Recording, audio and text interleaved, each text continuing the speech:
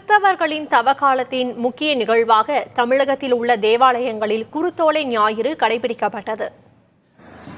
கிறிஸ்தவர்களின் தவக்காலம் பிப்ரவரி மாதம் 14ஆம் தேதி சாம்பல் புதனுடன் தொடங்கி 40 நாட்கள் கடைபிடிக்கப்படுகிறது. புனித வாரத்தின் தொடக்கமாக குருத்தோலை ஞாயிறு கடைபிடிக்கப்பட்டது. அதன்படி உலக புகழ்பெற்ற வேளாங்கண்ணி பேராலயத்தில் நடைபெற்ற குருத்தோலை ஞாயிறு நிகழ்வில் குருத்தோலைகளை கையில் ஏந்தியவாறு பாடல்களை பாடியபடி பல்லாயிரக்கணக்கான பக்தர்கள் பவனியில் பங்கேற்றனர். தூத்துக்குடியில் உள்ள புகழ்பெற்ற புனித பனிமயமாதா பேராலயம், புனித லூர்து அன்னை ஆலயம், திரு இருதய பேராலயம் உள்ளிட்ட பல்வேறு கிறிஸ்துவ ஆலயங்களில் குருத்தோலை ஞாயிறு சிறப்பு பிரார்த்தனை நடைபெற்றது. இதில் ஏராளமான கிறிஸ்தவர்கள் கலந்து கொண்டு வழிபாட்டில் பங்கேற்றனர். இதேபோன்று தமிழகத்தில் உள்ள கிறிஸ்துவ ஆலயங்களில் குருத்தோலை ஞாயிறை முன்னிட்டு சிறப்பு பிரார்த்தனை நடைபெற்றது. இதில் பங்கேற்ற கிறிஸ்தவர்கள் குருத்தோலையை கையில் ஏந்தியவாறு பவனி சென்று வழிபட்டனர்.